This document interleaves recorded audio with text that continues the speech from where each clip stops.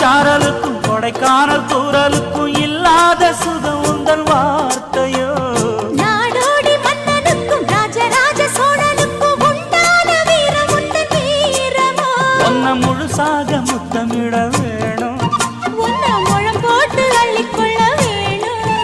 என் குல வாழைய இலை போடவா ஏதின்னும் தாமரை